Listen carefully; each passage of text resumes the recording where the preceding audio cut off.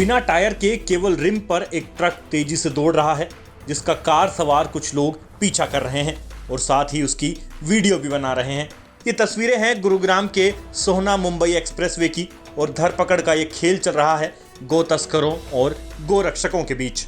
गोरक्षकों की ओर से शैलेंद्र हिंदू की टीम खुफिया जानकारी के आधार पर एक ट्रक का पीछा करती है, उसे रुकने का इशारा करती है, मगर ट्रक नहीं रुकता और रास्ते में पड़ने वाले टोल प्लाजा के बैरियर को तोड़ते हुए तेजी से आगे बढ़ जाता है।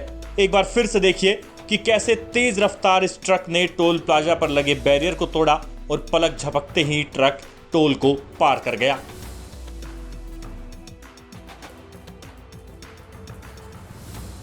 गनीमत रही कि जब ट्रक टोल बैरियर को तोड़कर निकला तो उसकी चपेट में कोई नहीं आया। साथ ही जब गोरक्षक इस ट्रक का पीछा कर रहे थे तो उन्होंने भी ट्रक के टायर को पंक्चर करने के लिए कटीली तारों का इस्तेमाल किया, जिसके बाद ट्रक पंचर हो गया, मगर गो तस्करों ने ट्रक को फिर भी नहीं रोका। कुछ दूर चलने के बाद ट्रक का टायर पूरी तरह रिम के ऊपर से हट गया, बावजूद इसके गो तस्कर रिम पर ही ट्रक को दौड़ाते रहे। कुछ मिनटों तक हाईवे पर खूब हाई वोल्टेज ड्रामा और स्टंटबाजी हुई, जिसके बाद तस्करों को ट्रक रोकना पड़ा और गोरक्षकों ने उनको पकड़कर पुलिस के हवाले कर दिया। मगर इस घटना के बाद कई बड़े सवाल खड़े होते हैं। सबसे पहला सवाल तो यही है कि स्टंटबाजी में अगर किसी के जान माल का नुकसान हो जाता तो उसका जिम्मेवार कौन होता? सख्त कानून होने के बाद भी पुलिस गो तस्करी रोकने में नाकाम क्यों साबित हो रही है? जुनैद नासिर हत्याकांड के बाद गोरक्षकों पर लगाम कसने की बात सरकार ने कही थी, उसके बाद भी तस्करों और रक्षकों के बीच धरपकड़ का ये खेल बंद क्यों नहीं होता? कहा गया था कि गोरक्षक खुद धरपकड़ करने की बजाय पुलिस को इसकी सूचना देंगे और पुलिस आगे की कार्रवाई करेगी। तो फिर इस वादे का क्या हुआ?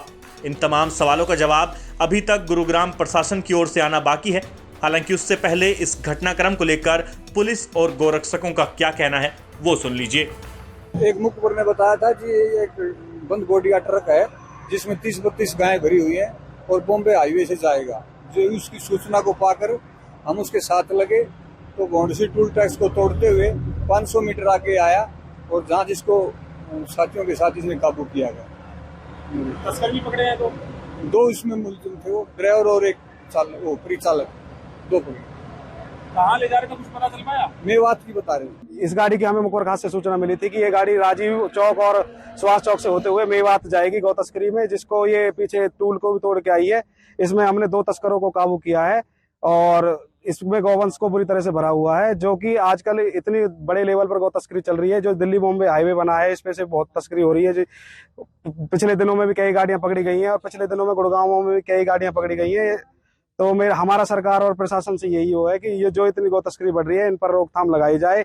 ऐसे बड़ी बंद कंटेनरों में गायों को क्रूरतापूर्वक भरा जाता है और एक तरफ गौरक्षकों को और बजरंग दल को विलन दिखाया जाता है, आतंकी दिखाया जाता है।